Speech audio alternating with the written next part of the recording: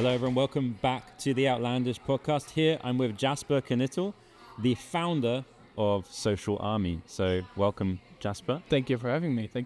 I want to get started just by asking, how did you start Social Army? So it's a long story. First, I want to say one thing. Like I think everybody, you don't see everything around here, but being here in the Outlandish office, it's crazy. You have like 10 live streams going on at the same time around you, and you're sitting here.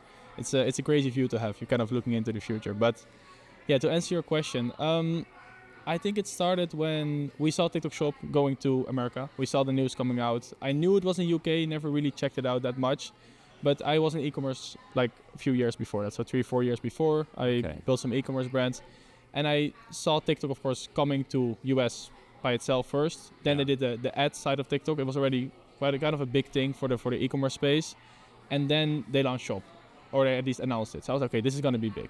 What were you thinking when it was in the UK market?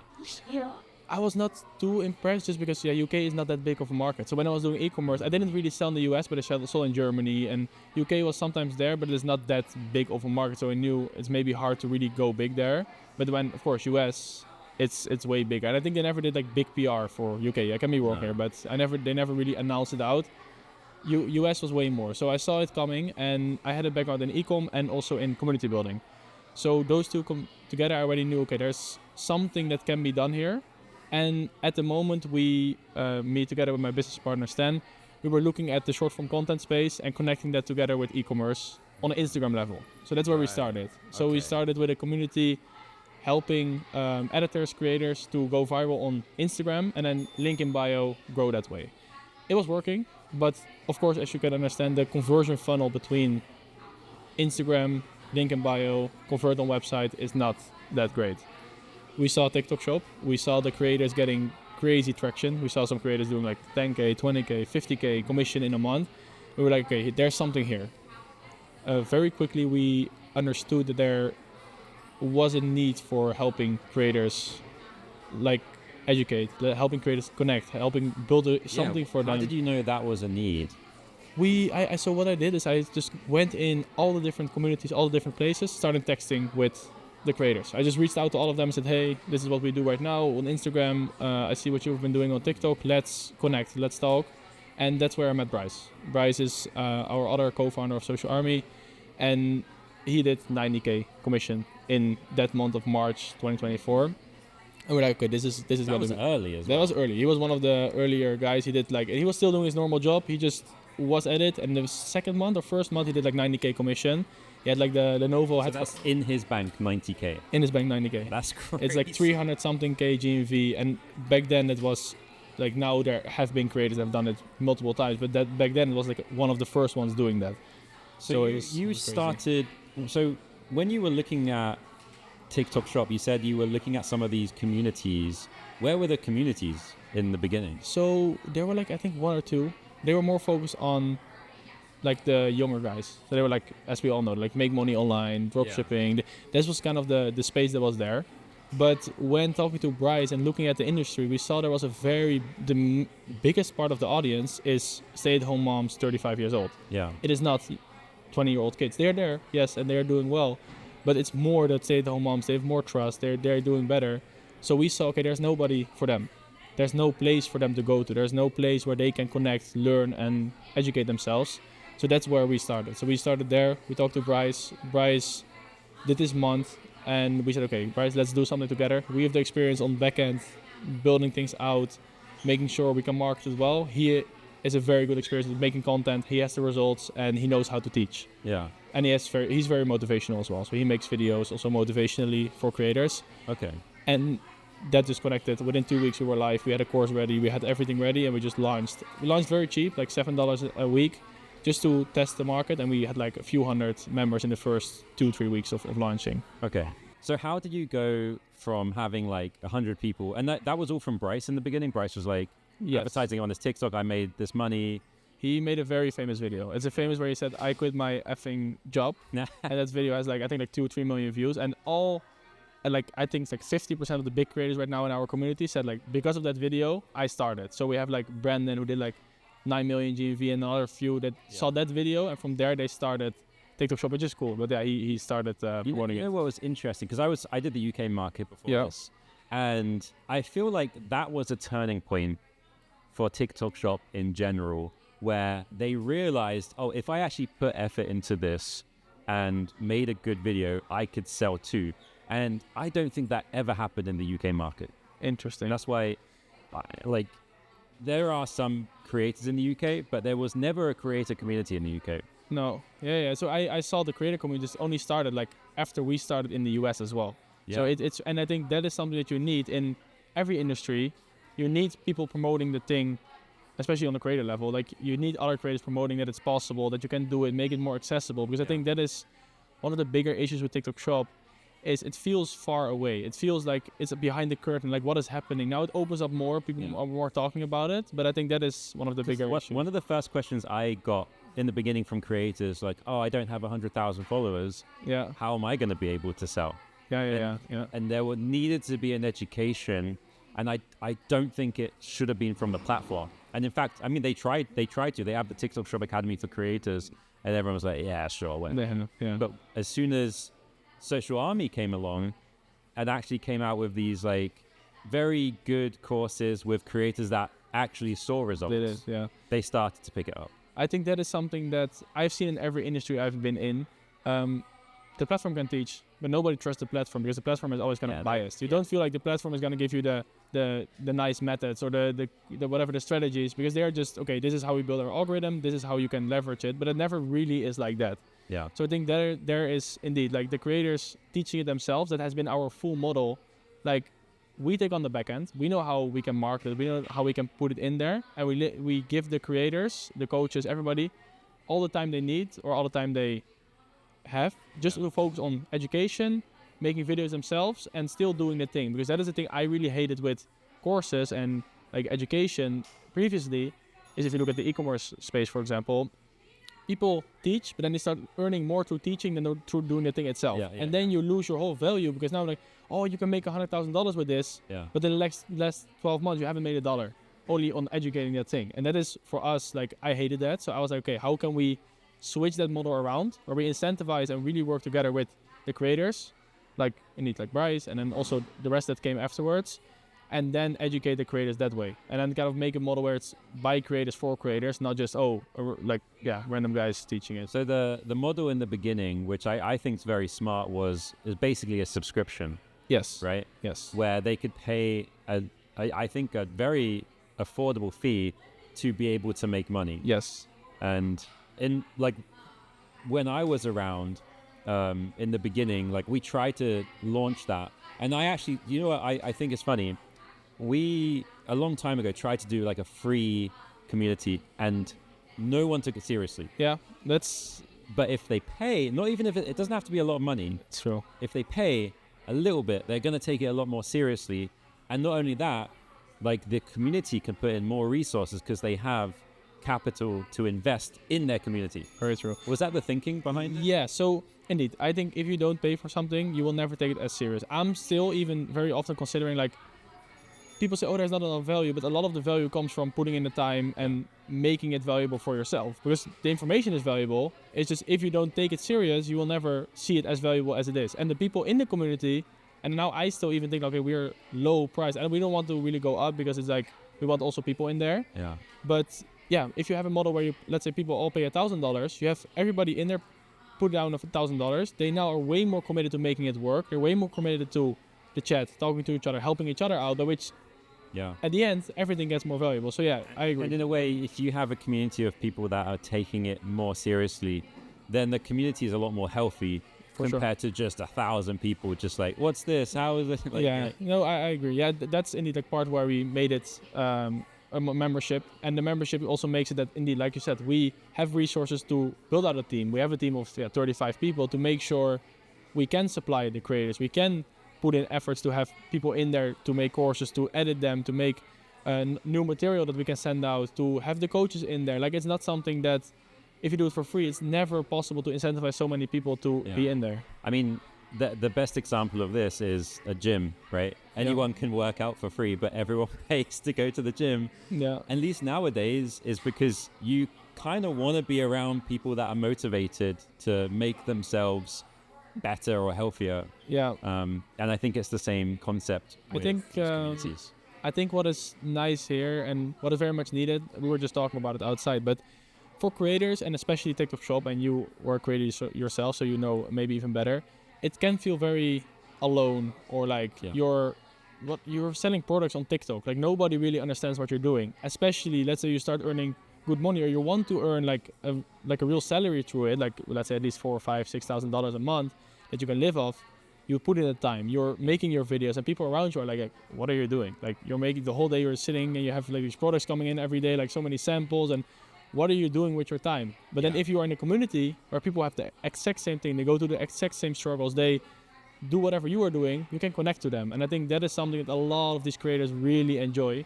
Build a group of friends, or at least a community around yourself. What do you think the most valuable part for a creator is when they join Social Army? Whether it's the first time they join and then after, let's just say 6 months, do you think the thing they value changes? For sure. So I think, and it also depends on which level they're at. So let's say it's a complete starter. I think, the course, we have like 13, 14, 15 hours of course content. So they literally can go through everything from start, like how does the platform work, to see case studies and podcasts and everything with like very high-end creators. Yeah. So that's a very valuable thing. However, if they hit, let's say 100K, 200K in GMV, they start to understand it better. And I think the course itself, it's still valuable, but maybe they seem it less valuable, or in general, they already know, let's say 50, 60, 70% of it. Yeah. So then there's another value. I think a big part is the connecting and the motivating part of seeing people around you, because TikTok is hectic. Like it goes up, it goes down. 1 month you do 200K GMV or like 50K commissions, and the other month you can do 2K or like 1K or even less, or like a few $100s. We have had creators from like doing 120K in a month, then doing like 1K in a month. Yeah. And yes, 1K is not nothing, but the difference is crazy. And I think they're having people around you to keep you motivated, to keep you in check. It's an emotional roller coaster. It's great. For us it is already, and then imagine for the creators. Yeah, no, it's and they are then wanting to make their living out of it. They have kids, they have families. So yeah, I think having that community of people around you, staying up to date on what is going on, because as we all know, TikTok is changing. Literally every week something new is coming, which is cool, but it can also be overwhelming. I think those are big things. And in a way, I guess what you're teaching is how, because of X changes in the algorithm, this is what you should be doing to continue to grow. And if you aren't part of the community, then working it out by yourself is it's damn difficult. Yeah, that's for sure. And I think it's also the feeling, like you commit yourself to something.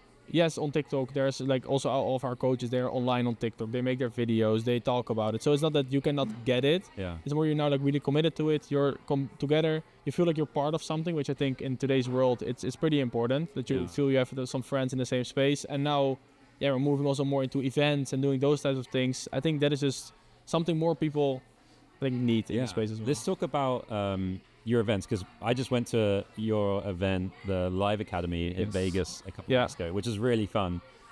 What's your thoughts on like offline events becoming more and more important, or how important is it for us? So I think first of all, I think there's one thing, I think Mark Cuban said it like a few months ago, it's like about AI coming into the world. Yeah. The connectivity gets less and less because content will be AI driven, and all it will be AI, by which offline and in-person interactions will become more and more important. And he said like events will be a big business. I agree there. I agree. I think that is one thing. I think for us, this was our first like really our own events. So we had one before in partnership with some other people, but for now, bringing people together on this level shows how connected the community is, and there's been like friendships forged which already were there in Discord or in the community. But now being in person, I wouldn't say drinking together makes it, but they're together. They're in Las Vegas, of course, gambling, drinking, whatever. But they are together and they are really seeing each other, looking in each other's eyes. I think it has something special. And then you saw that the event, people were like literally crying on stage for how happy they were. They found this family and they are together and they are learning. And people's life changed like crazy. And that's cool to see, even for myself. I think, yes, you see it online, and yes, people talk online, and you see the people say, this changed my life forever. It feels cool, but then people being there and really saying it like, yes, before I was doing this, and now I'm making like whatever Heidi was. And she's now making like 30K a month every month. Yeah. And her full life for her kids, her family, everybody changed. That's crazy to see. It's not a small amount of money either. It's like it's a life-changing amount of money. For sure. We had a creator message us and say like she bought a house and she was homeless a few years ago. So buying a house for like, I don't know, $300,000 in the space of 6 months. It's pretty nuts. That's the power of TikTok. I think TikTok makes it possible because, like you said, like creators, they feel like maybe in the beginning you need 100K. Now it's getting more. No, you don't need to. But it really democratizes the online space where any new creator just puts their time down, learns how to do it, can make money. It's not that you have to be famous or you have to have something. So you have people that never really did TikTok before. They started and they made indeed a shit ton of money, which is crazy to see. What do you think? Because you touched on AI a little bit there. What do you think is going to change in things change so quickly, but let's say in like the next 12 months, because friggin' Google VO3 is insane. I was playing with it the other day. I'm like, how the That's scary. No, I'm scared. It making a video in 5 seconds? Yeah. Which would have took days. Yeah. The Chinese live stream with like 7 million something GDP. Yeah. That's also the live stream and the video. My thoughts about the live stream side is I think AI, and I spoke to this agency in Japan called AnyMind, and they have their own AI. And I chatted with them about it, and like the GMV generated by AI in live stream is significantly lower than a human being. Okay, yeah. I think one is because it's not that good yet. Okay. So you can tell it's AI. But even if it's AI, some people would just prefer to buy through live stream, so it still makes sales. I think for me, the biggest advantage of AI is extending the live stream, because a human gets tired in like 3 or 4 days. But it feels weird saying a human gets tired. But so I don't know. What do you think about like AI for the video side first, and then the live stream? So I've been thinking about this quite a bit because, of course, like we are creator first. So creators is for us the main business. I think for brands, AI is only opportunity. Like they can still work together with creators, and AI can fill a lot of gaps. So I think starting with brands, I think AI. Yesterday I was talking to somebody as well about this, but AI is going to help a lot for sure. First on the ad side, because ads people don't care like that much as an organic from these poor ad managers. That's on the that's true, but like that's on the ad, like you need like the how you systemize your ads and everything. But I think on the creative side, ads will do a lot because you can test so quickly with AI. So like 10,000 creatives in a week's time, you see what works, you reiterate on that. I think now it's really starting, but I think in the 12 months, like you said, that's gonna be at a crazy level. I think that is one. I think therefore AI will really understand what sells. So they are better at making content that really like sells on emotion or ad level, let's say. You think the AI can copy people's emotion, but it can't make it? I think on video level, on like if the person itself is not as important, I think yes. So if it is like, let's say, the person is not well known, it's just an ad trying to bring over a certain thing, I think like a certain selling point or whatever, I think the AI can do it very well, especially in the next 12 months. I think where the difference starts to become bigger is when you really go to organic videos, when you go to, there's 2 routes there where I think we talked about this last week as well, but you have one route where AI can take over and everything becomes AI content, your whole feed is AI, but then I think the platforms will lose all their value because I don't think a lot of people will want to be scrolling and know everything is AI. No.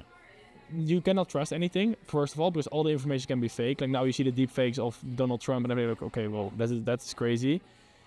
And the platforms will lose value. So I think there will be something there where, I think you said it even, but there needs to be some verification. This is a human. So that's, I think on that side, creators will stay there and people want to buy from creators. There will be a connection still. I think building your personal brand as a creator will be more important than before, because to get into the market as a new creator, I think will be harder and harder, because now you have a lot of AI content which will fill part of the algorithm. Yeah. And then you have a part that is like the verified humans that people really like, with most likely already in community, they will stay. I think a new creator will be harder to kind of really get attention. Maybe I'm wrong, but... So you think maybe there will be a few creators that kind of just rise above the rest, and Yeah, like the a ones that hockey are stick. so the ones that are having an audience now and they build a real connection with with their people, I don't think that will just they will just lose the connection. Only if they don't really focus on it anymore, maybe they lose connection. But Yeah. I think for like new creators will have a harder time, and I think on the ad level there will be a very big impact where maybe the GMV Max and the normal creators that are now getting picked up by GMV Max, there I'm very curious like what will happen. Because if GMV Max doesn't care about the human connection and they just see, okay, an AI video can convert better because it's better at explaining the problem and those things, that could happen. So potentially the creators should be concentrating on building their community rather than lower funnel conversions. I think the whole bottom of funnel and hey, sell this now, that's so easy to copy. So what is your, like now they make 50 videos a day. For an AI to remake those 50 videos is like this. Yeah, I'm already seeing it happen on my feed. Yeah, so it doesn't add any value. Yes, it can work. Yes, you can make like revenue now, but you never will build a community with that.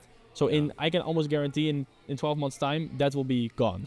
What about this is an idea I was thinking. What about if a creator purchased their own AI and then they had some real videos and some AI videos? Yeah, I think that's something that a lot of big creators are testing with right now. I think it will be possible. I think it depends very much on how the market will respond. Do they like that? Because then, yes, it's you make your life easier, but then you also think, okay, this creator is kind of just lazy and does his stuff with AI. I wouldn't feel a connection with a person that I know, okay, he's just using his own face to now do AI with.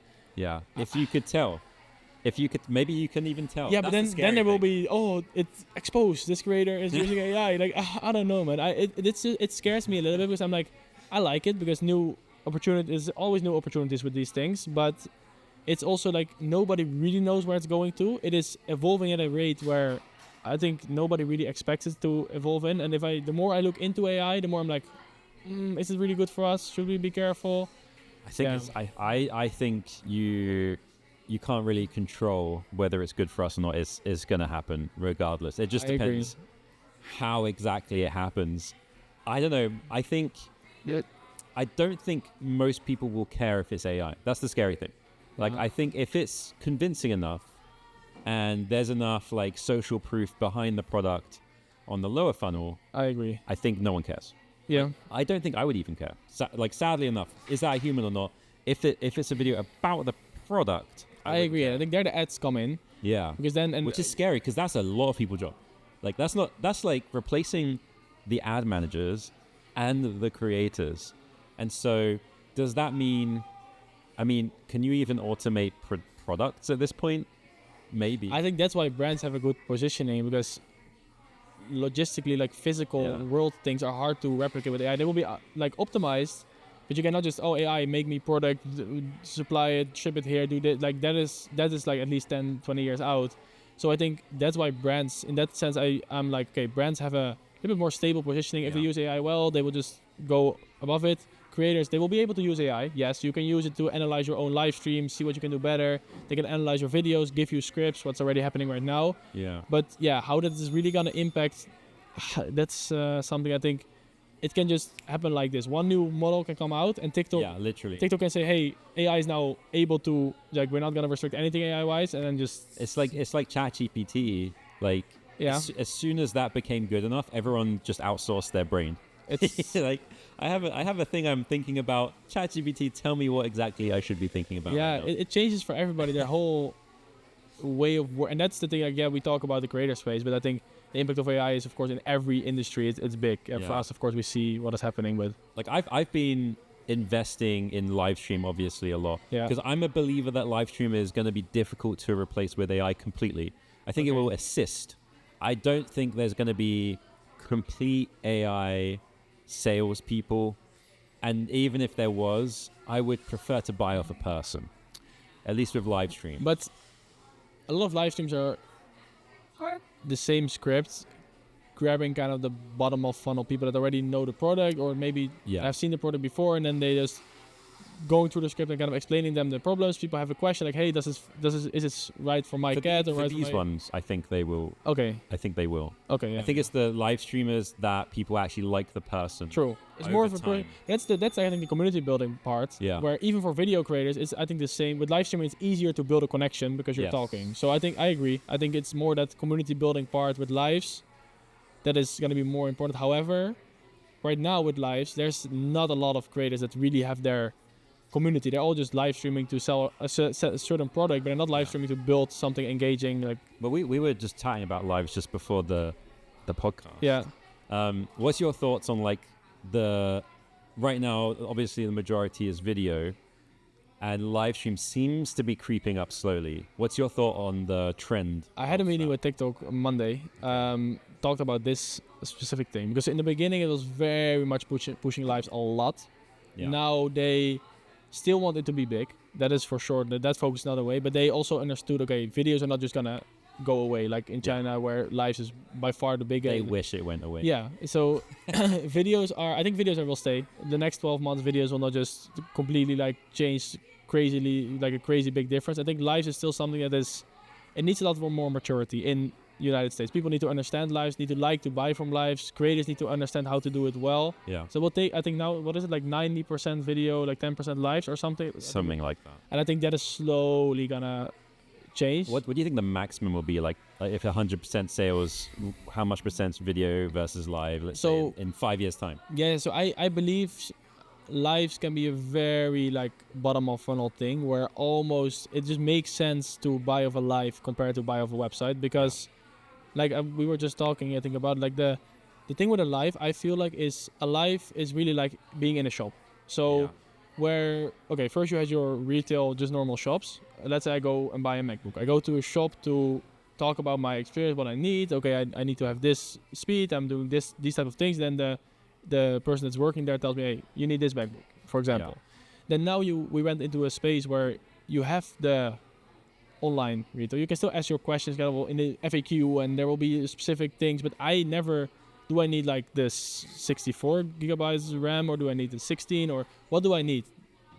There's not somebody really answering that question. I think now with live streaming, you kind of take the best of both worlds. You are online, but you still ask your questions and you still have an interactive experience by which you can buy. I think there's just a bit more trust. Yeah. If it's a live stream, which I don't know why I was thinking about this, but I was thinking if you do online gambling, you can pick to play against like a machine. Yeah.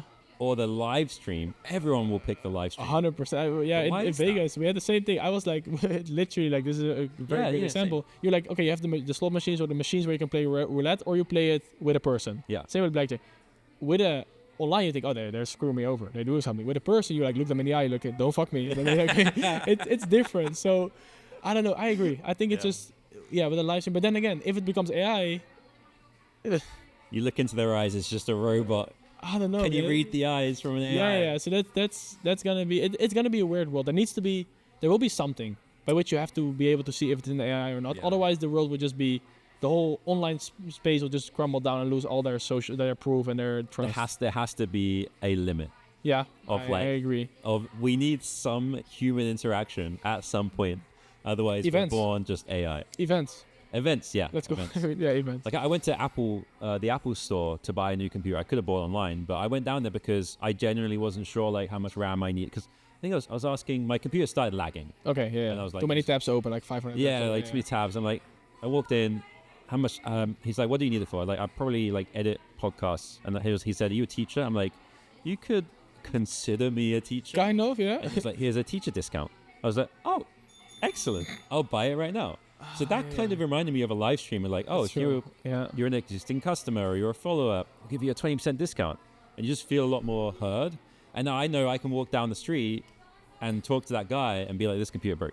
Yeah. But maybe on a video purchase or on a website, it's different. It's a bit different. I agree. And like you said, I think that in the moment, discounts and everything, it makes people want to buy quicker. It's different than the website just 20% off for the next 24 hours. But it's still lower funnel though, because I wouldn't just go into there not knowing I wanted to purchase. Very true. But it converted me very quickly. Yeah. So I think there's that. Yeah. But also like if let's say this guy opened a live stream and he started selling other tech products, maybe I would watch it and be like, oh, let's see. Yeah, but they need to like the guy. Yeah, I need to like the guy. He needs to be engaging. He gave me a discount. Yeah. So but that's the thing. Like. And I think that is the change we're going to see, like, back to your question, like, in the next 12 months. I think really that brand building, personal brand building, people liking people, I think that is the thing we will see more online. And I know TikTok is also focusing on the vertical creators, and it is going to happen more and more. And I think there's where the opportunity lies for sure. What maybe explain, what does a vertical creator mean? So vertical creator is a creator that stays in their own category. So they're not like what is happening right now. Creators chase the viral products, and they just, not all of them, but they sell whatever they see can sell the best. Yeah. And they like it, of course. They need to. But I think that is the thing that's going to change, where they will stay in one category. They will get known for that category, and they can sell different products because of creator, not of product-led. I think now there's a lot of product-led, like virality and product-led sales, where I think in the future it could be, okay, this creator is very well known in the health or in the fitness, whatever. They have been selling there like for 1 or 2 years. Yeah. They've built an audience of 50, 60,000 people. People know him for being the fitness guy. He's jacked. He's always teaching the right things. He can sell this brand, which is going viral, or he can sell a similar product from a different brand. People will still buy. I think that is the shift that we are going to see, and that is also what the focus is on. That is more creator-led compared to product-led. And product-led made sense to start off TikTok Shop and everything, but it's going to change. And that's, I think, also in China, you have to correct me if I'm wrong, but I think there it's way more creator-led than product-led. Yeah. I think most people would prefer to buy from a creator that they like. For sure. Again, like as a person, or like their content. Like I watched their videos for 5 years, and now I want to support them, and I know that they're an expert in this, then anything they recommend, I trust. Yeah. I think that's the direction that it's going to have to go. And we had a podcast with TikTok UK earlier today, and he said that in the UK the main difference in the live stream is there's more product education in there, and in the US there's more sales. And I think because when I was back in the UK market, that was not the case. No one was educating. It was just selling. Yeah. So it shows to me that in the last 2 years, live stream has gone more into education because people are just watching it more and watching it for longer. Yeah. Which is, I was talking to QVC a few months back, and they were saying like their average from the first time you watch QVC to the time you purchase is 9 months. It's like, it takes a long time to trust someone.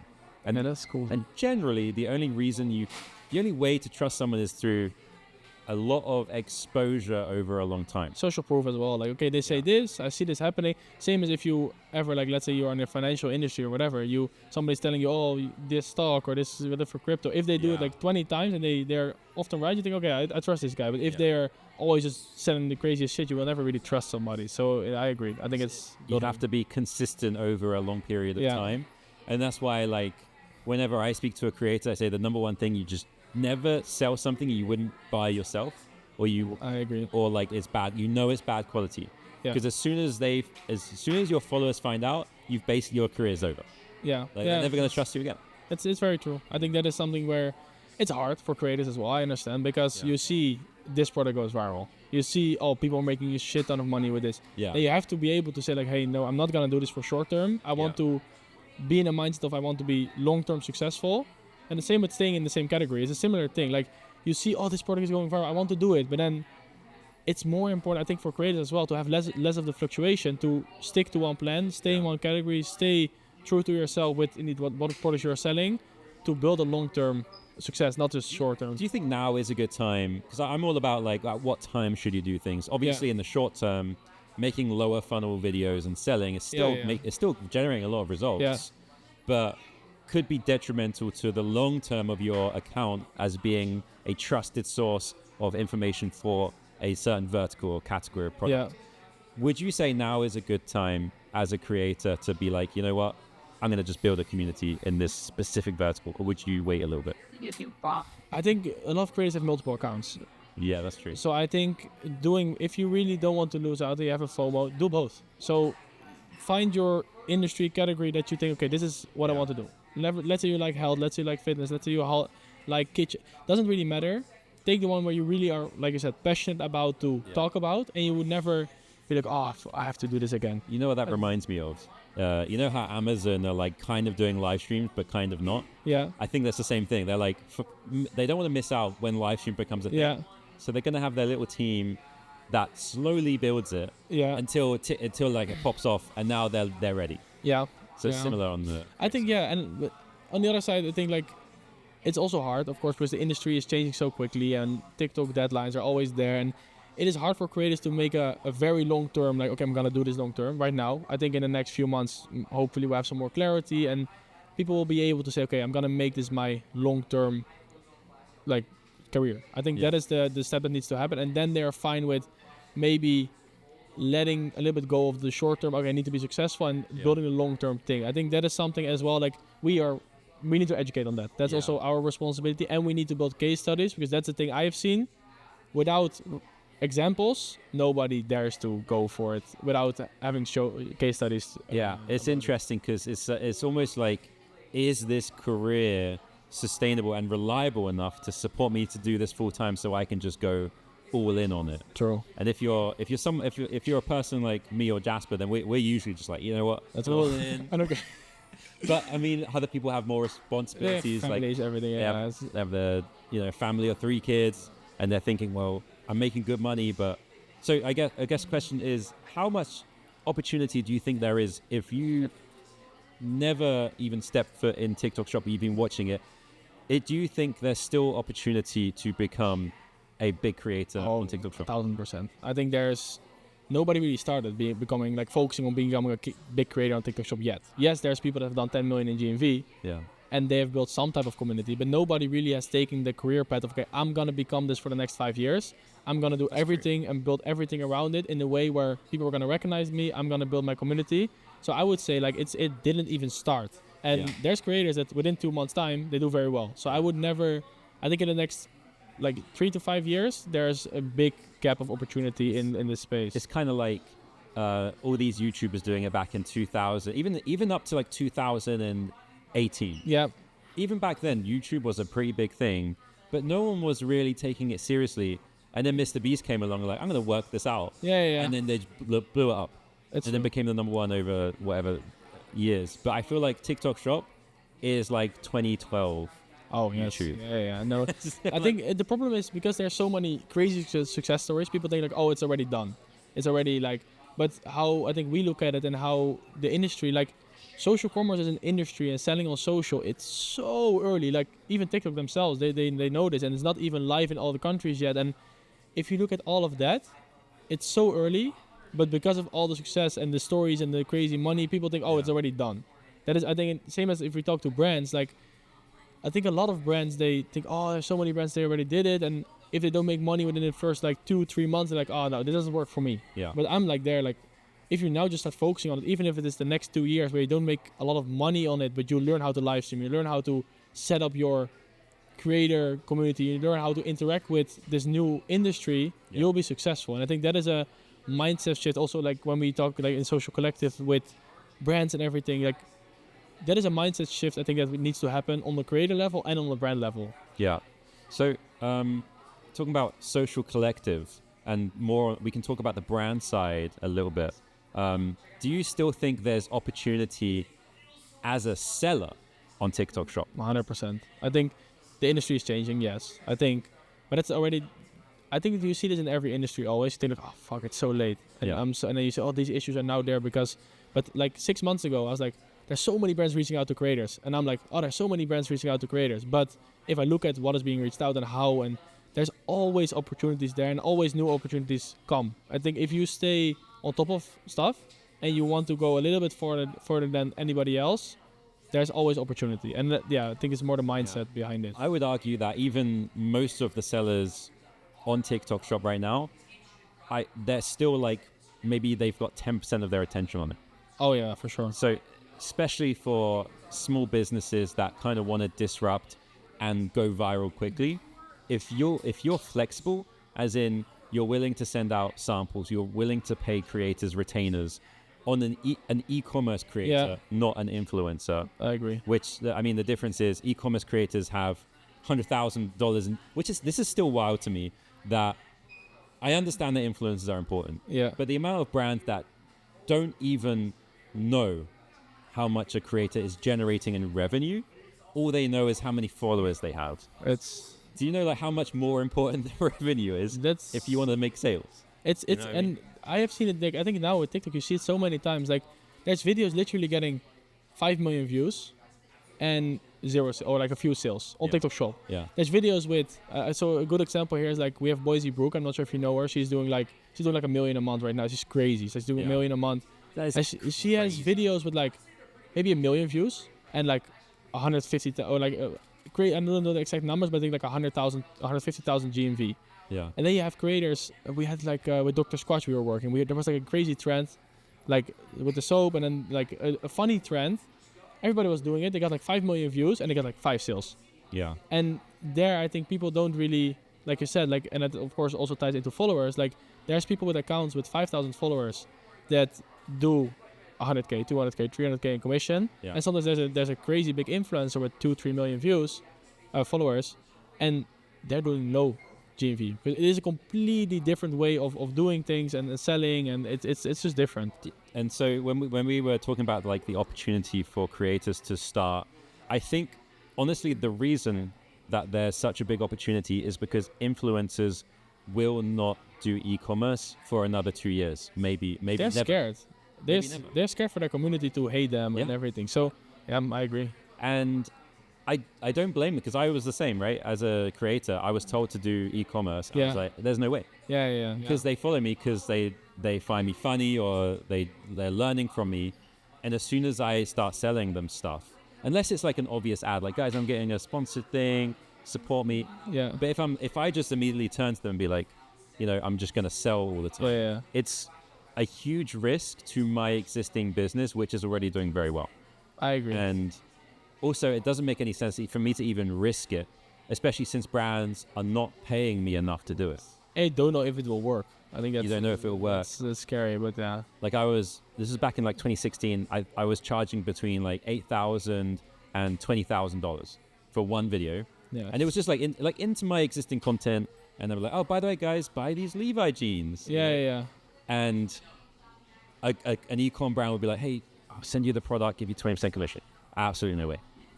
Yeah.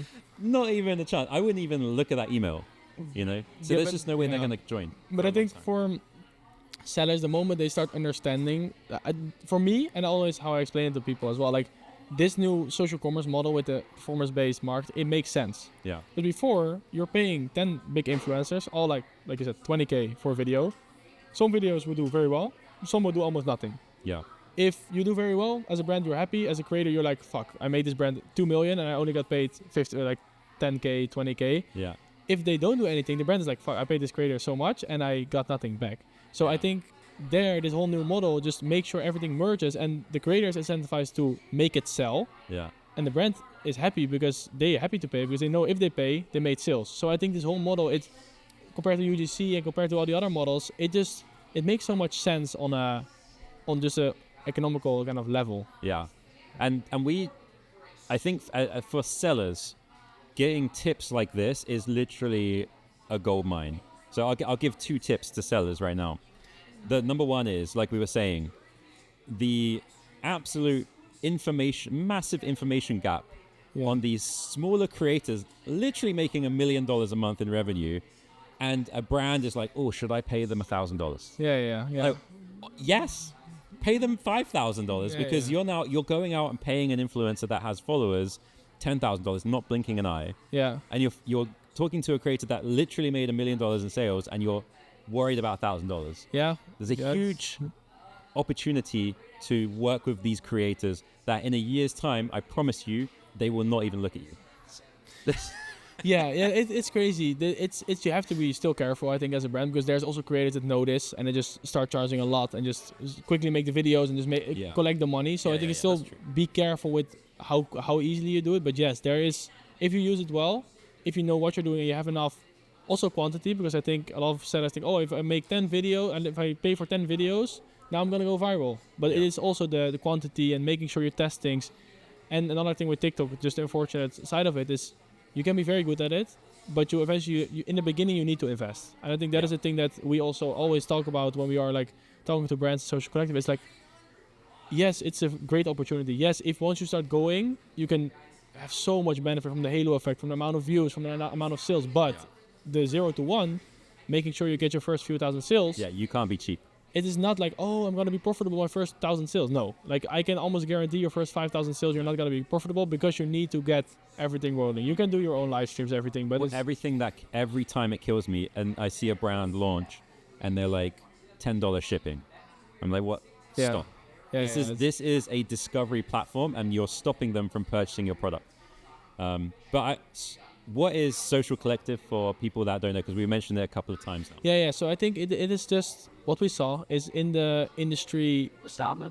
What we saw in the beginning on the creator side, there's just a certain gap between people wanting to do it, people seeing the opportunity, and getting access to the right education and stuff to get going. Yeah. I think that is what of course Social Army was, and you guys also had the creator community in the start. Like that was that part. Then, of course, we have been talking for a while, and then. On the seller side, when we got sellers reaching out to us, we got a shit ton of sellers reaching out, but we cannot work with every seller because we are also like, we have to be careful and we can only do like one brand every like week or something. And a lot of those brands they didn't know what to do. They were like, oh yeah, I just want to work with you or with an agency or do something. And yes, working with an agency can be great. Like I think that's for sure. But in that time, and still I think there's a lot of agencies like immature and they don't know what they're doing and it just starts 5K. The brand doesn't know because it's like TikTok shop. Okay, how do I start there? I need creators. So it's very hard to understand. Yeah. And that gap we knew kind of we can bridge with making a cheap monthly subscription membership where we can teach them all the basics from people that really know what they're doing.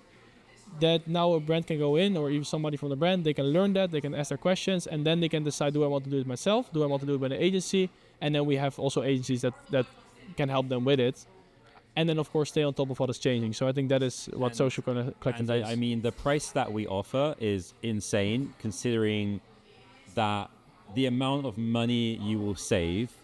If you really want to do TikTok Shop and you're just going in blind, like you're gonna hit so many blockades that you're gonna like regret. Even one, if you do like so one wrong retainer, not even talking about working with the wrong agency, but one wrong retainer to the wrong influencer, you already pay like, let's say $2,000-$3,000. I mean, understanding the basic theory of what TikTok Shop is from a fundamental level, from a principle level, is so important to understand what your merchandise strategy, what your affiliate strategy, what your live strategy should be going in the first place. Because if you don't understand that, and this is one of the reasons that we wanted to make it, I will get a seller come to me and I'll realize they just have no clue. Their shop set up incorrectly, and they, even if I work with them, I wouldn't even be that confident because they just didn't understand from the get-go. And I think like we said in the beginning, you need to invest in TikTok Shop, which is scary. But then the problem is, okay, you need to invest in the platform quite a bit. Let's say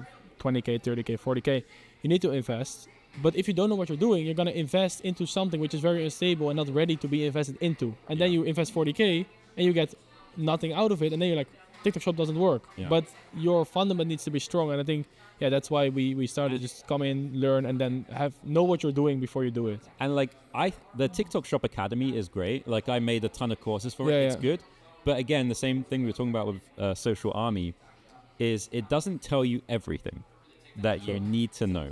Because there are things that can't be in the TikTok Shop Academy, and there's updates so often that I'm not saying it's out of date, but I'm saying the best practices are probably not on there. Like even though we're saying in the last few months, live stream is going through the roof. And I said that I was going to say 2 points about low hanging fruit.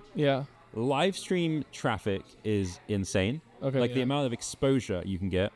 I think we were looking at a stream earlier with 19 million impressions in one day. One streamer. How much would you pay for that? You know what I mean? And it's just a normal. It's not like it's just a normal streamer, like just a normal person. That's a small country. But that's crazy. That's like 7% or something of the whole US. Just looking at the live stream. And you paid, like the brand paid nothing. Like the brand paid zero for that. That's crazy. Because even like with the live streams here, the mind-boggling thing for me sometimes, and this is the whole reason I put this in a retail space. One is because we can host creator events. That creators come and they need events. They need the offline experience, especially with AI taking their jobs. But the other thing is, I need people to realize how much effort a live stream is to do and how entertaining it can be by looking at it in person. And So our live stream rates currently is between like $13,000 and $15,000 a month. Yeah. And that's for like a full-time host, and that's a minimum of 70 hours and all that stuff. But the thing that shocks me is people will think, oh, that's really expensive. And I'm like, okay, you're probably going to get millions of views guaranteed. You're very likely to get a positive ROI. And you're getting branding with a face to your brand for that price in a retail space, and you can get events every month.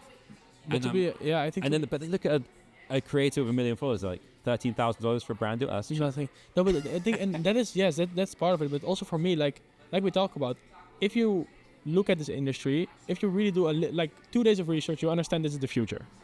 If it is going to be the future, and you need to invest, even if you make no money on it, understanding what you're doing, understanding what works, what doesn't work, it's worth the money. Especially, okay, maybe for starting brand that has like 20K budget a month, maybe it's going to be hard. But if you are a little bit of a bigger brand, you have some money to spend, you don't want to be left behind in 2 years. Think, oh my God, live streams. I wish I've done that. That is, I think, the biggest thing that I'm like, oh, guys. And the other thing is, like, I don't want to talk badly about like other players, but there are players that will just like spam. Creators like spam. Yeah. And there's like live streams that you can get from China or wherever, right, for a cheap price. Yeah. But do you want the face of your brand to be cheap? Do you want? I don't know. I feel like I'm just complaining now. It's gone to a complaining podcast.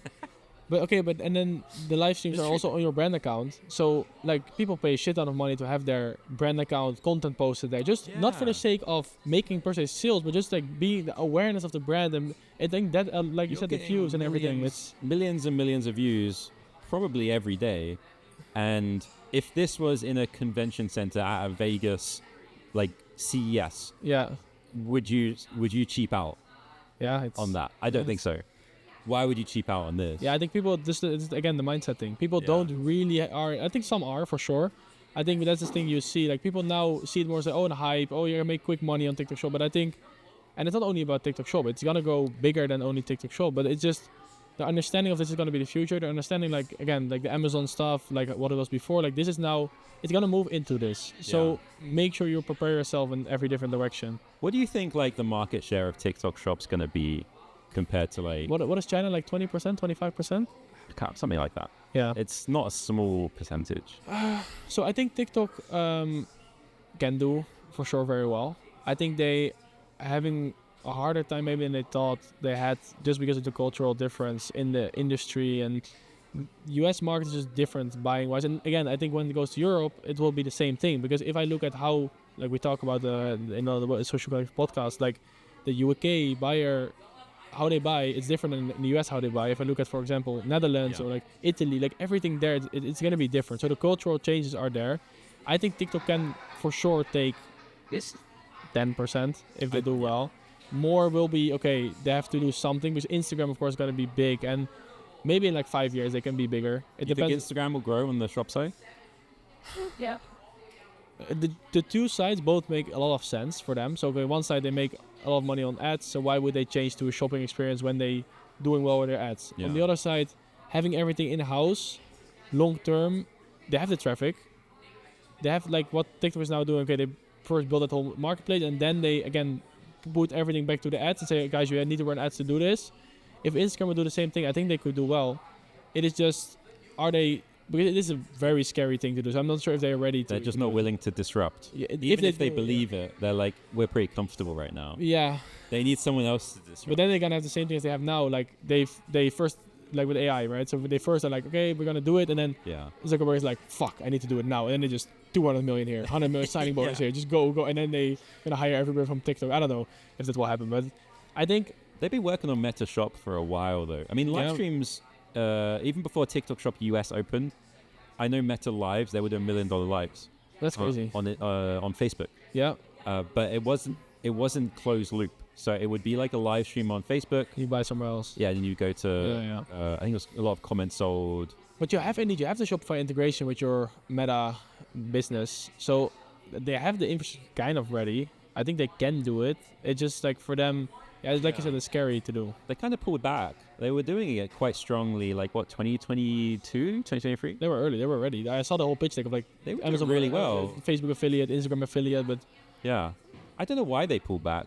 It was kind of a mistake, if you ask me. Maybe they just didn't want to overinvest. Yeah, but you see now as well, TikTok is it's hard. It's not easy to just do it. It's like the thing is like what Meta always is very good at. I feel like is they just wait, and then once they think, oh, now it's a big thing, I will just do it. So same with like Snapchat. The Snapchat is doing their stuff, and then Shorts as well, like Reels. They're like, oh, let's wait. Okay, it's seeing. Okay, now we just do it. So if they see, okay, shopping, social commerce, it's there big enough, they can put money to it and just have it up and running. I think they have that plan ready. They just wait till they think, okay, this is. Have you looked into Snapchat a lot? In the beginning, we have some creators making a lot of money on like the Snapchat and like not the stories, Snapchat, Snapchat stories maybe. But I don't know. Are they doing something shopping? I have no idea. Snapchat's like a completely out of my scope. So YouTube is. I know YouTube is integrated with Walmart and they have some YouTube. I'm pretty bullish on. Yeah, but YouTube is the thing. There is, I think, the spillover from TikTok to Meta can be big. Like the same creator, same content, not the same content, but kind of similar. It can be kind of the same thing. I think on YouTube, there will be more quality content, more like, okay, I want to buy a camera. Which camera am I going to buy? Video explaining the 3 best cameras and then linking the cameras at the bottom. That makes a lot of sense for me. I think that will be it's already happening. That will go very far. I think the short side, it will work, but it's a little bit. YouTube to me reminds me a lot of the platform in China called Bilibili. Yeah. And honestly, they're not doing so well now. Interesting. It's because they did not convert to short form. Okay. They did not convert to like what TikTok did. And then they did at a very late stage. So very similar to YouTube Shorts. And they still concentrate on long form. And they struggled. I think YouTube should have a look and realize they need to move quicker. Somebody from YouTube watching, listen to. Yeah, no, seriously. Because Bilibili is still like longer form. People are very loyal to their followers. But now TikTok are very aggressive. You know? So they paid everyone from Bilibili to move to Douyin. Yeah. And now all of the big creators that were on Bilibili are now on Douyin. But the main difference is on Bilibili, their monetization sucked. Like AdSense didn't exist. YouTube is strong. Your YouTube is strong. Yeah. So, but how long are they going to be able to do that if TikTok's saying like, hey, you can advertise here and we'll give you an ROI. And on YouTube, if you advertise here, we'll give you views. No, I think it's going to be... I think it's all about timing for those platforms. Like TikTok, of course, they have the experience in other markets. They just, okay, let's go. They just put the pad there. They just... What's your thoughts on like the work culture of TikTok? Like we've worked with TikTok a lot. I think they're building a plane while they're flying. I think that's the thing they do, which for them works. I feel like for now at least. For the system that they're building, they need to be fast. They need to like do this in the market. They need to do kind of what they're doing. If you do it too slow, it's not gonna.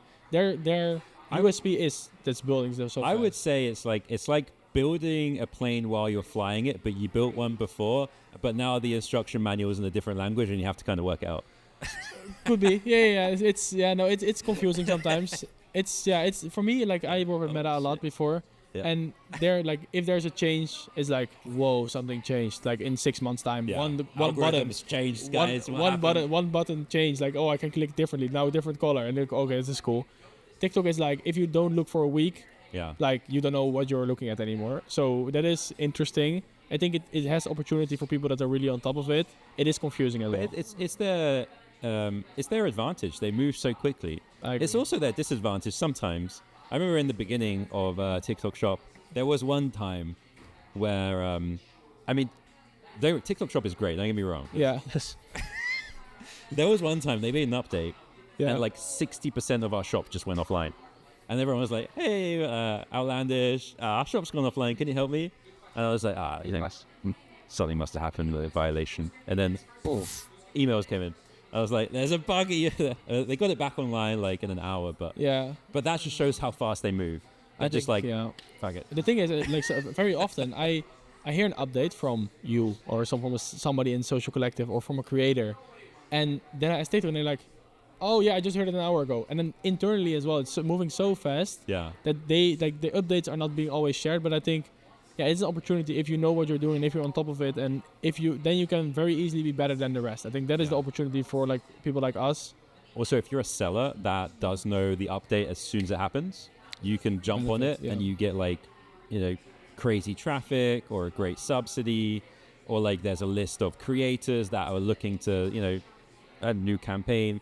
I think especially Q4 and next year, I think that's gonna be super important on Q4. Campaigns on TikTok are super important.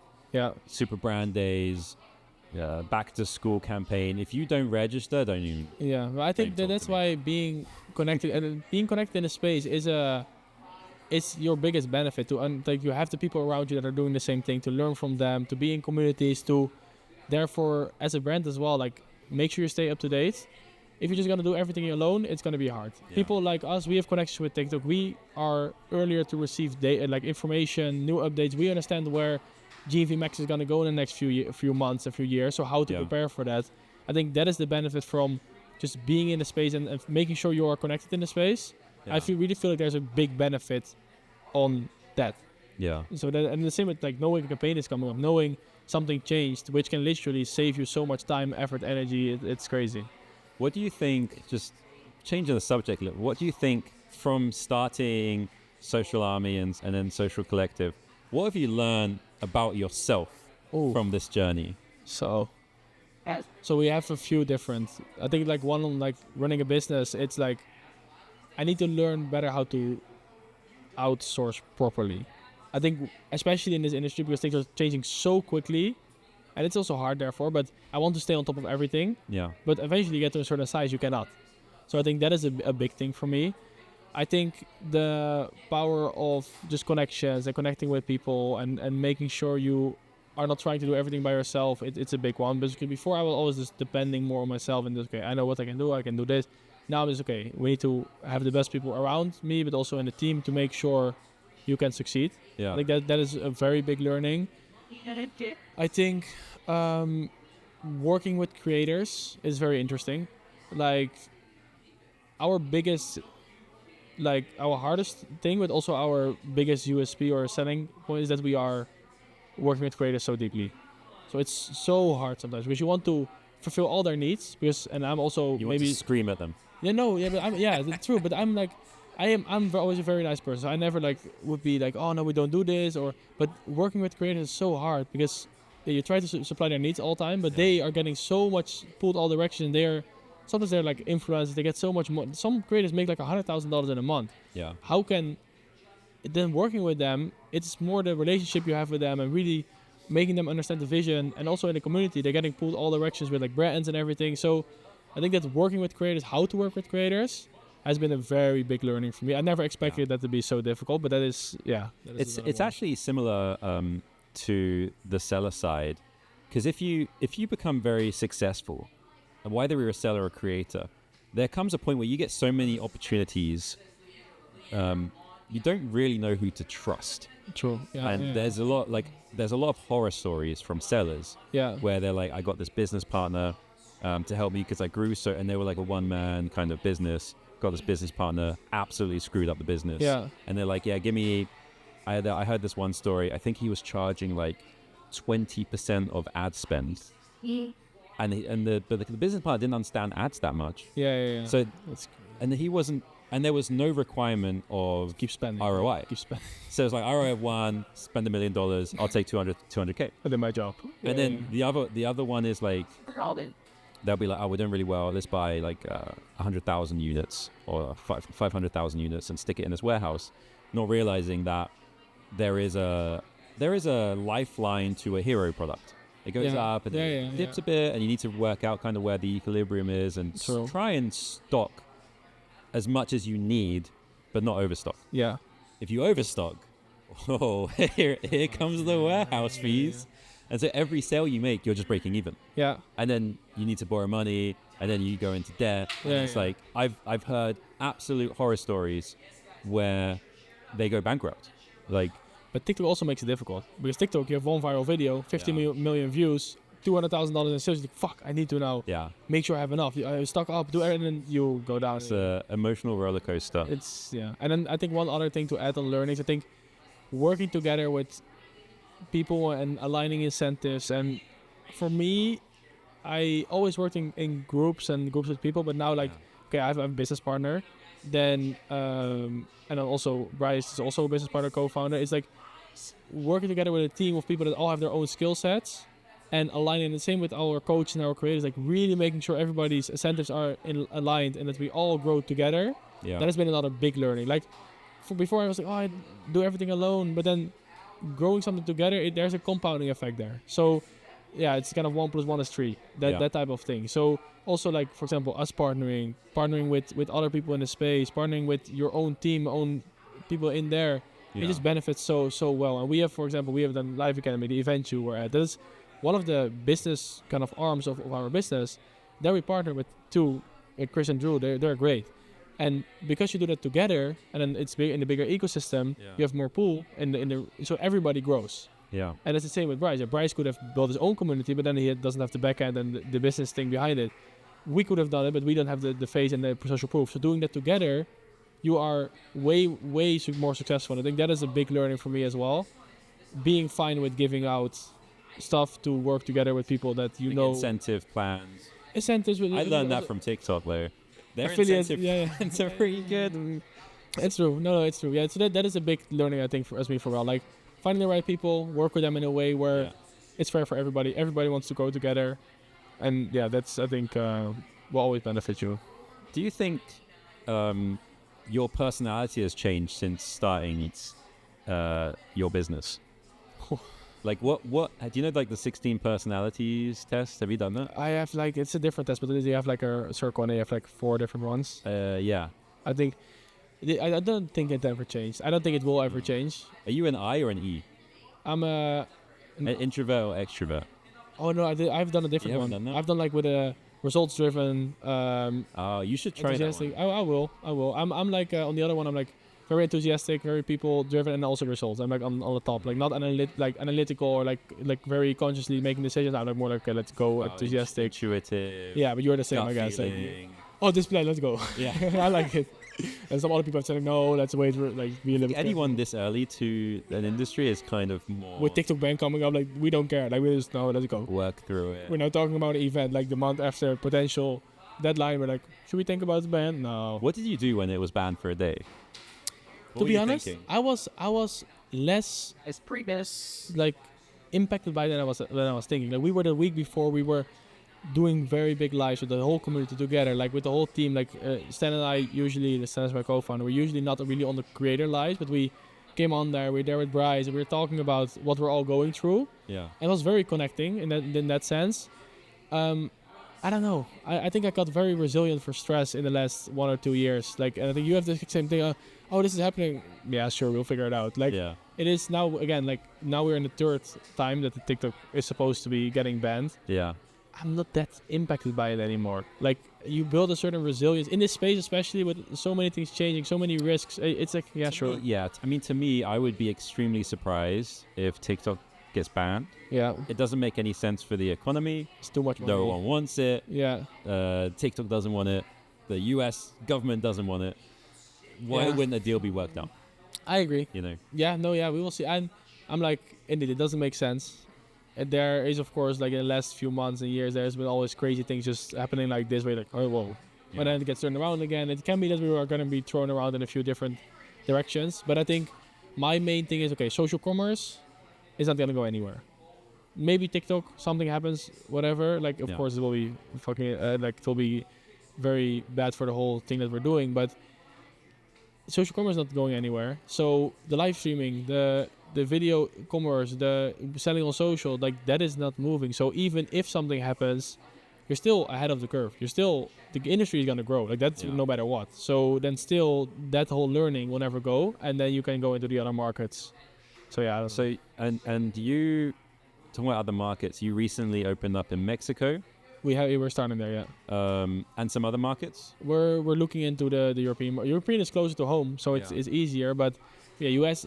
The thing for me is, like, yeah, the other markets are nice, and yeah, there is opportunity, like going to Mexico, and it's all very cool, and we will do it. It's just like the US is so much bigger. Like US, I think we looked at it like last week, but US e-commerce economy is like 10 times as big as German, and then you have like UK and the whole Europe together, maybe even with Mexico combined, all combined is like as big as US. And then like different countries, different cultures, different languages. Like I don't know, it is, yeah, it's just it's what will happen. It's just the US is so much more exponential growth if you go full power there.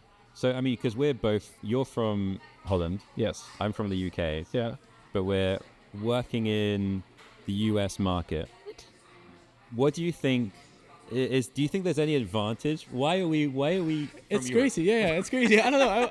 I've had so many comments from people like, "Oh wait, you're not like US and you're doing this." I'm like, yeah. So culturally, I think there's differences. For us, like the way of selling, maybe for you is a little bit more natural. But for me, I don't like to hard sell. Like I'm not somebody that go buy this now. Dude. I'm not like that. So that's and if somebody does it to me, I'm like, don't do it. But so I think that is a learning we have to go through. I think learning the culture, learning how to work with people, I think that is something. If there's a benefit, I think maybe it's in the blood or something. Like at least in Amsterdam, I'm not completely sure about UK or like in Holland. Yes. We've always been very all over the world in the e-commerce game as well. Like I think it's maybe because like when we were like 200 300 years ago, we were like exploring, going everywhere on the like around the world. We know how to interact with all different cultures. Yeah. For me to interact with like, for example, Chinese people, I think for me it's more natural to me to interact with a lot of different cultures because we do from like very young. Like Dutch people and also me, I've been in so many different countries. Being able to interact with different cultures is easier. I think as like Americans, maybe it's a little bit harder to then go with a completely different culture. Like for example, than China, that's a little bit more this like harder to communicate. So I think that is something that maybe that we have a benefit from. Yeah. Next to that, is there something else? I don't know if do you think there's something else? I mean, the US, I'm English speaking, it felt very natural. Yeah. And also, probably the same as you, I watched a lot of US television growing up. Yeah. So it's like, the accent is like normal, like everyone's English speaking, it's not any different. I would say, like, because I opened in Mexico and Brazil, it's... The one thing that surprised me is how different Mexico was to Brazil. I don't know why, but I thought that they'll be similar. Yeah. No. Like okay. I haven't done Brazil, so I don't know Brazil. But no, it's like so different. The people in Brazil, they're basically all professional hosts, just walking hosts. They're just like very, at least the people I met, very outspoken. Like, but I feel Mexicans are as well. I would say Brazil is even more so. Yeah, because I'm looking at the Mexican TikToks. Like they're like, okay, US you have like a TikTok of like 40 seconds. In Mexico, you have like the short form. I'm not sure if you've seen it, but like 3 minutes. Yeah. And they talk twice as fast as Americans, and they just a whole story, and then they sell the product still. And I'm like, how is somebody even looking at this? You look at the US market, the Spanish-speaking salespeople, creators, killing it in the US. True. Yeah. Maybe it's just because they're naturally better salespeople. I don't know. I think they're more talkative. I think that's a big thing. I think for them, and also like in Mexico and Brazil as well. Yeah. Way more people are already creators. I think that is another big difference. In US, if you're an influencer creator, people are really, okay, you're really that. I think in Mexico or in Brazil, or like the whole Latin American market, I think people are naturally just, they have like 20K followers. Oh, that's normal. Like it's not that a lot way more people have it. I'm not sure about the data, by the way, but I feel like that. Maybe. I know in Brazil, it's like everyone wants to be a creator. Yeah. Kind of like how they wanted to be a YouTuber, but now it's like just a creator on TikTok. The UK and the US is very different, as in I think the UK is a lot more pessimistic, and I think same as Amsterdam. Like it's a European thing for sure. They're like, no change ever. I want to see like, is there somewhere cheaper? Can I find it somewhere cheaper? Like even like if I'm me growing up, like my family, like it is just a very, I would always say like European, but Dutch I think maybe are even worse. Like just looking at the price and then go online and find another price and like, oh, this is cheap, and then showing it to somebody. Like in US, just buy. Way more impulsive, and indeed, like it's way more. If it's like that's within my budget, it's fine. But in the UK, can I get it for 2 pence cheaper? Yeah. I'll do the 2 pence cheaper. Yeah, it's true. So that makes it. I think the whole shop model is becoming harder because of that in the European markets. I think when it goes, there's a lot of opportunity, like seekers as well in Europe, like people that want to make money online and everything. Europe's so interesting, like, because every country in Europe is just so different. And even what I realized was how different Spain was to Mexico, as in like the language, the way they speak is. I heard that Spanish, is that the word? Yeah, is a lot more crude than Mexican Spanish. In Mexico, they're a lot like they come across as more polite, more pleasers, and more thank yous. Yeah. And in Spain, they're just like... Culturally, it's a lot different. Like last week, I called somebody from Spain like a Latina, and then there was like, "Wait, I'm sorry." For me, it's the same. Oh, really? Yeah. But that's it is a big difference. Yeah. I think. Yeah. You don't think when I was like growing up in the UK, I didn't really think it was weird, like going 30 minutes and speaking another language. Oh, I have the same. Yeah. I never thought it was weird, but coming here, I'm like, wait, that's not normal.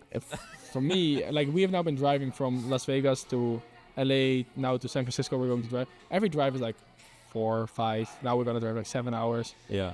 And from like Amsterdam, 7-hour drive, you're like in almost not in Italy, you're like in France. You're in Northern Africa. It feels like that. No, really, like it's great. Like 12-hour drive will get you almost everywhere. You can drive through like 10 different countries. In the States, you almost didn't even leave your state. Like Texas, for example, is almost, I think it's like the size of like 3, 4, 5 countries in Europe at least. Yeah, it's insane. Like I didn't realize that. I mean, you hear about it, but you have to experience it For sure. to realize like how diverse America is. And the amount of land they have here, like if you go to like UK or Netherlands, like the amount of land you have is like everything is like you have almost no space. Here you drive and there's like nothing. Yeah. And I'm like, It's actually pretty scary. they can grow so much. Like where US right now, the amount of I think people grow that can still have it's crazy. So it is an interesting place to be for sure. So last question. I think our cameras are about to die. Oh shit. How do you balance? This is like a personal question for me. Your work-life balance. Are you balancing it? How are you doing it? So, yeah, it's a very good question. So I think for me, the last, I have a very clear mindset. Like I want to first, like not my first goal in life. Like first I had like health, fitness, everything. Then I had a very clear goal now. Okay, I need to unlock the business side. I just gotta do everything in my power, just grow there, build that. So for me, that's a very clear mindset. I want to do that regardless of anything.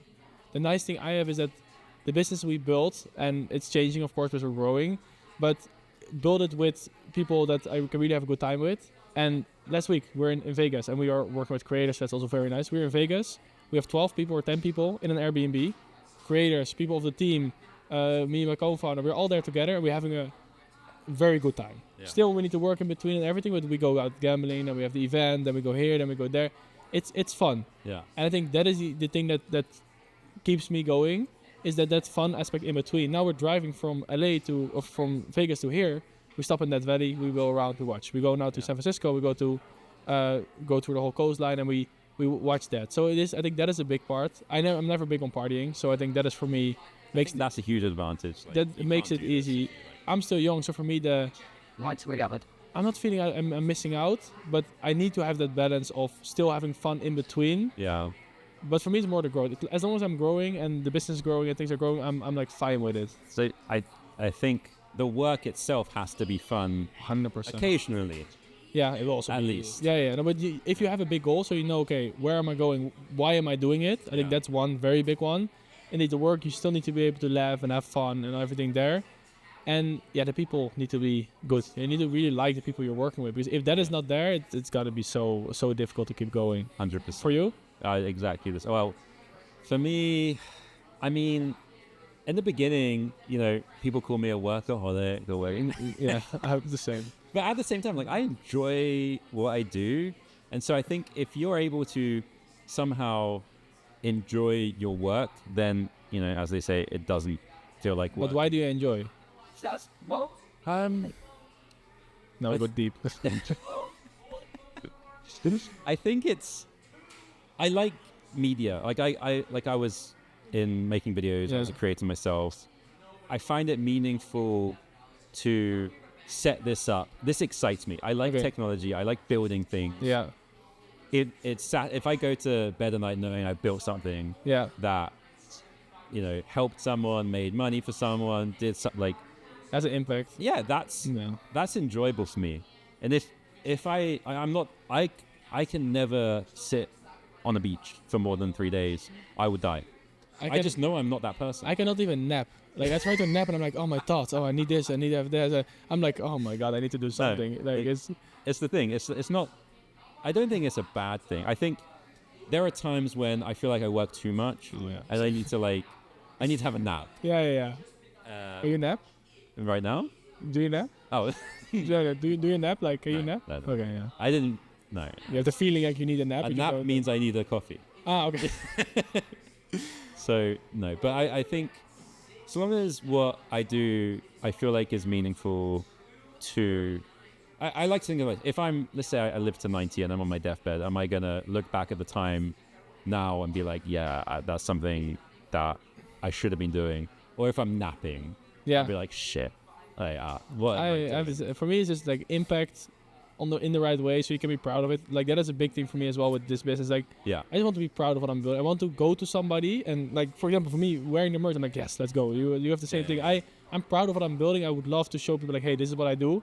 Compared to, I'm just doing something just only to make money. I would never be content with that or like happy with it. And the growth aspect for me is also personal growth, business, like everything. The growing off, that's very important for me. It can also sometimes harm because I cannot really enjoy things that much. That's my problem. Like, and joy for me comes from... You're always analyzing. And enjoyment comes from growing. So if I'm not growing, it's a very hard time for me to really enjoy. If I'm not like hitting the goals I want to hit, I'm like, fuck. And then people say like, your life is good. You're traveling around. You're doing this. Like, yes, but like I'm not growing. So when I opened these countries, I went to like Italy. I feel like I didn't even go to Italy. You know what I mean? That's the depressing thing. I thought like, it'll be fun. I'll go and like, no, it's just I feel like I need to go back to experience what I looked at briefly from the inside of a cab. I have the same thing now. I have like traveling around here.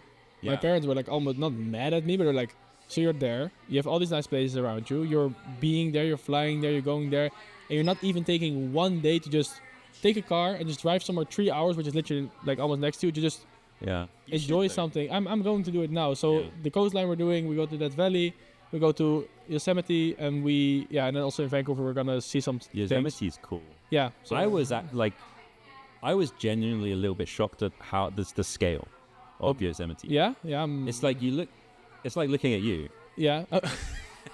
You look up like that and you're like, holy shit. And then you think someone climbed that. Yeah, that's with no ropes. Yeah, that's scary. What the fuck? I don't know. Yeah, that's something I'm trying to do. Like also when we went to Mexico, we go to Shenzhen, and then we Shenzhen Itza, we go to like Mexico City, we travel around. When you go to Shenzhen? We went there like last time we went to Mexico. So this is nice. You go there and then it's like pretty close, and you go to Mexico City. Wait, where? Not Shenzhen. I'm thinking about something else. Shenzhen Itza? How do you say it? I don't know. The pyramids. China, Shenzhen. No. I'm like, that's not around the corner. How do you say it? It's the pyramids, the Mayas. I should have gone. Yeah. So. I know what you mean. Yeah, so that was a nice place. So we went to Egypt. We had like somebody working there that's like from our team. So we visited him, and then we go to the pyramids. We go to other places. So that is something I try to do more and keep doing that. Yeah. Travel, few things, but take some pictures. At least you can look back at it and be like, oh yeah, I did go there. I always forget to take pictures. That's my problem. Yeah. I have some people doing it, but I'm always like in my phone. I'm like, fuck, I didn't take really pictures. But we now have the cameras and people filming us, and that will be a little bit better. Yeah, that's the life with creators is great because then you always have content. Yeah, they got a picture of you. Like, just send me that. The Osmo comes out and they just start filming like the big cameras. In the beginning, and I don't know how you had it, but in the beginning, in person, I'm very like, okay, it's all easy for me. I'm not like shy or anything, but in the beginning, when the cameras get pointed at you, you don't really know what to do. I'm like, hello, okay. Yeah, especially if you're like in a crowd, and it's like you perform, monkey. Yeah, it's like what? Yeah, that's crazy. Yeah, I don't think I could ever but I like a full-on creator. I really like to just build and also focus. Yeah. I think there's a certain personality you need to be a creator. Yeah, I know you can learn it though. Yeah, I agree. Learn it. Yeah, I agree. Like I used to be really, really shy. I was like a really shy person. Yeah. And then I just got in front of cameras more and more, and I was invited to offline events, and I had to speak in front of large crowds. Yeah. And I was sweating so much before. But the more you do it, I would refuse to go on stage at one point because I was just so nervous. Oh, yeah. But the more you do it, the more you get used to it, and then you realize no one really cares. So, yeah, big stages I've never really done. So I'm now going to do it more and more. I know just like... I'm always going in. I know I just grow and I learn, and I just do it like 5-6 times, and I know it will be fine. You just have to be okay with flopping and realize it's not the end of the world. Nobody cares eventually. And then, but the funny thing is, as soon as you realize that, you don't flop. Yeah. It becomes very easy. But the more scared you are of flopping, the more you flop. Yeah, that's very true. You got to think about it, be in your head and everything. Yeah, you get in your head so much. Yeah, no, I'm looking for. I really hope we can do a big event here in October. Oh, we will. We have to. We have to. I've invested too much not to do it now. Yeah. I really wish like you guys get more eyes on your guys' space. Yeah. I think not enough people have seen what is going on here, and so if you guys are in Santa Monica, make sure you come to 1228 3rd Street Promenade. Yeah, no, but really, it's a great place to be, to see, and like it's kind of the future. So it's kind of you. It's fun. It's fun. And like someone over, they're literally there right now, just taking pictures of stuff. They're taking picture of us. Yeah, hey, we're famous. And then China, I think that is one other thing to. Yeah. How do you think that will? What is happening in China and US? Do you think how much difference will there be? And going to China, I really want to go to China. I really want to go, but what is there that people I think you can learn from that market? China, I mean, I think in general, China is very good at scaling things. Just anything they do, they can make it 100x. I think that's just their population size. They have to work out. Like even like electric vehicles. Yeah, insane.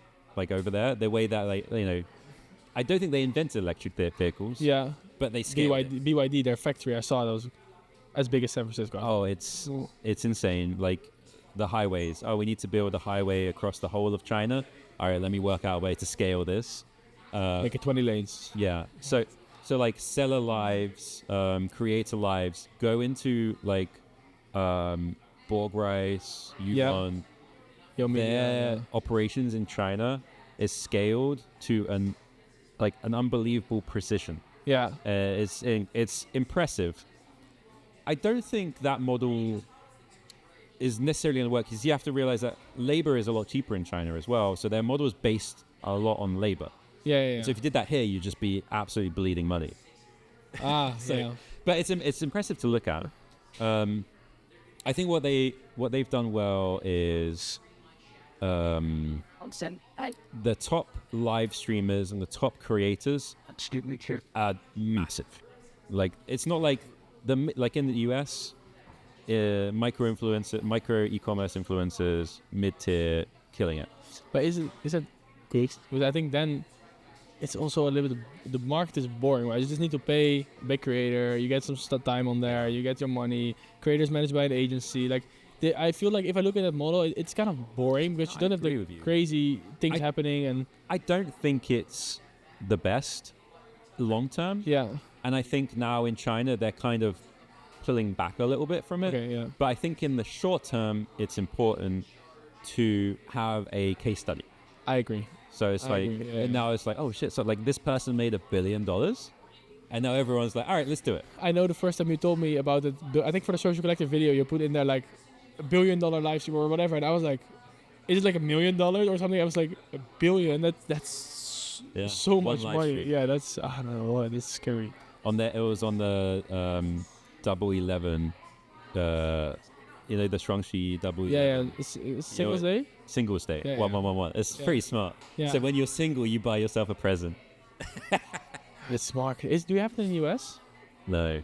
I think they tried to make it a thing at one point. It's money. But no one, it didn't catch on. Yeah. I don't know. They got Black Friday here is a lot bigger than China. But now Black Friday is like a whole month. It's not really a one day thing. They keep extending it. Eventually it'll be like a whole Q4. Yeah. Well, you saw what Amazon did for Prime Day. Yeah. They extended it to 4 days. Yeah, they just keep extending. Yeah, why not? Eventually the whole year will be the sales. Now it's a month Prime Day. Yeah. Let's go. Yeah, I'm very interested to see this year, Q4 TikTok, to see if it is gonna grow or not. Like last year they pushed very hard. Yeah. Are they gonna try to double that or go crazy on it, or just try to make it a little bit more stable right now how it is? Yeah. So this Q4 is gonna be, because more people have bought on TikTok than last year, way more. Creators are more mature, live streams are more mature, so there's more maturity in the market. Yeah. How is that gonna impact that's for me, it's gonna be very interesting. It'll be big, that's for sure, but like how big? I think, I don't know. I think regardless, it's at least gonna be slightly more than last year. Yeah. Which is still quite a lot. Yeah. And I think the spillover effect to Amazon on Black Friday is maybe half, maybe if not, no, probably more than the sales they get on TikTok. They'll probably double on Amazon. How is TikTok gonna maybe battle that? Do you think? Do you have plans to make sure that, because the impact TikTok is having on brands, they don't get attributed for it enough, and for TikTok that's bad. Even for us as an agency, sometimes it's like, okay, fuck, we did this, we only get. We're actually applying for it's called a MMM, so it's multi. What was the name? Anyway, we're basically, it measures the spillover effect. How? You need access to the Amazon sales, D2C sales, and then the TikTok shop ads spend. Yeah. And basically, if you turn off all the other things and then get more views and ads on TikTok, it will measure how that affects your Amazon sales. Oh, interesting. When are you gonna do this? We're registering. We're doing it now already for some brands, but we're registering for the official certification from TikTok. So you can apply to be an MMM agency. For me, the first one. Well, not the first one. They got a few in Europe already. Ah, cool. So what do you think? What is the estimate? Like, how much is spillover? Like 40%? Between 30 and 40%. And then increase of sales. And that is direct sales. That is not even like long-term brand growth and brand awareness. No, I'm saying that's their existing sales will increase by 30 or 40% if they concentrate on TikTok Shop. No, I mean, like, okay, let's say you do $100,000 in sales on TikTok. How much extra are you going to do on other channels like retail and Amazon? And because, I mean, it depends on the brand, right? Because if you're, like, let's just say you're doing 100 million outside of TikTok Shop. If you, let's say you do, let's say you do 20 million on TikTok Shop. Yeah. I think you will then do 140 million outside of TikTok Shop. If you were originally doing 100 million, because of the media exposure you get on TikTok, your sales will increase by 40%. Like this. Okay, so it's not just on revenue you're doing on TikTok, but just in general your sales will grow. I think. And that is in the moment, and then of course like the big thing as well is like, yes, if you get a view now for your brand on TikTok, maybe it doesn't directly impact, but maybe in a year's time it's gonna benefit. So I think it's the whole. Look at micro ingredients. Yeah. Insane. They were barely existing. They started outside of TikTok Shop. Now they're the number one sellers of collagen. It's crazy. Yeah, and I think like also of course like that is insane. Yeah, but I think the same thing is like with Goalie, like the impact, they were already big outside of TikTok, but they're just smart and they understand, okay, this is gonna be the future. I want to focus on this because the impact is gonna be so big. We gotta do everything in our power to do this as well as we can do it. And I think it's there are some brands that can see the vision. Yeah. Goalie as one of them. D is they were just like all in immediately. They were even more than us, I think, sometimes. I was like, whoa, so much? I was like, okay, that's cool. Like, great, let's go more. I'm like, okay, let's go. But the thing is now other brands are kind of like, oh, all right, that's how they... But now it's already the next level. That's the thing. Like always, we had the same thing. Like, we were, of course, doing quite a bit also with them. And then you grow, and there was something special for us. They did all campaigns and everything. It grows very quickly. And other brands are like, oh, we want to do the same thing. I'm like, you cannot just copy somebody else. Maybe it'll work, but not on the level if you do it the first time. And then they do something else the first time, and then everybody will always walk behind them. Yeah. Or you have to have the balls to just do something yourself. You just need to understand the principles of why you do it, and then figure out how it makes sense. And you need to take be fine with taking risk, because that is also another thing. Just go for it, take risks. You need to be able to take risks. Yeah. It's not even a big risk, to be honest.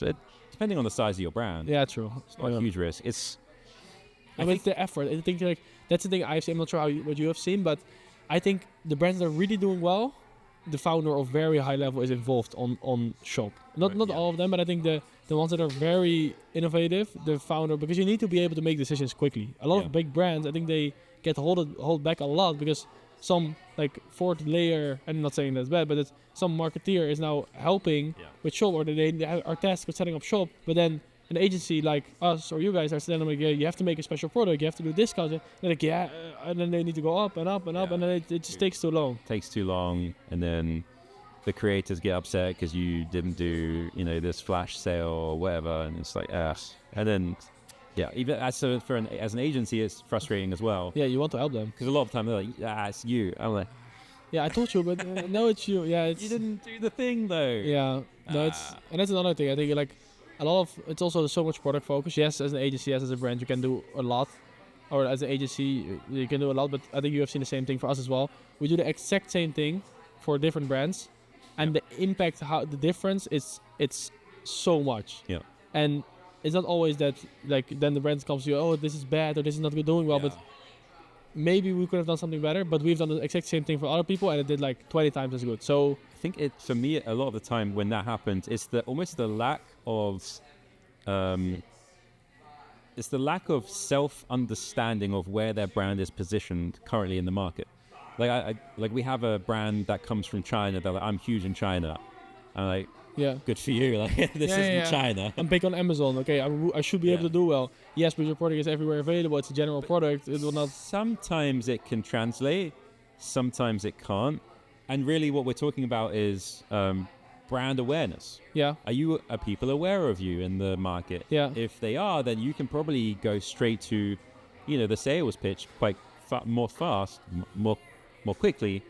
But if you're not, all right, we need to do a creative brief and then get top of funnel creators to be like explaining. Yeah, this is what the brand is. This is what you stand for. I think one thing we know with Harry's, the Razor brand. Yeah. It's a big brand. They are, of course, everywhere in Walmart and everything. They want to sell the razors on TikTok, but it's almost impossible because the product is so general. They're selling it very well outside of it, and they started with that, but now their eye cooling kit and different things, those things are selling well, which is still generating brand awareness, which is still good for the brand. Yeah. And now they also start to understand it a little bit better. Like, okay, it's fine for us to have other products go viral that maybe didn't sell well on retail and everything, because the brand awareness is still there. Yeah. And if you have a visual effect, like an eye cooling kit, you have to do this over your face, people are like, oh, what's happening? Or like the body removal cream, you see all the hairs and everything. Yeah. That is stuff that is visually appealing. People want to buy it. It gets a lot of views, and your brand gets more awareness. So it's interesting always to talk to these brands. Yeah. Did you ever try the hair thing? No. That always scared me. Like, surely that hair is there for a reason. They spray their whole face in like a snowman. Yeah, let's keep that on there. It's not. It's interesting. But yeah, thank you, and sign up for Social Collective if you want to be ahead of the competition. Yeah, it's $200 a month, so it's not that much. And I think for a brand, if you have to hire somebody, it's not that money. So it's and we are in there. We're in there like every week talking. So look at more of us. Like I said, you're gonna save money. Yeah, for sure. And we'll stay there. We're gonna do more events, things. So it will grow over time. Yeah, as well, so. like we have one next week. Back to school. Exciting time. Back to school. Yeah, nice. Thank you for having me as well. Yeah, thank you. Great. Thanks for watching. Thanks, everybody. Follow. Mad. Okay.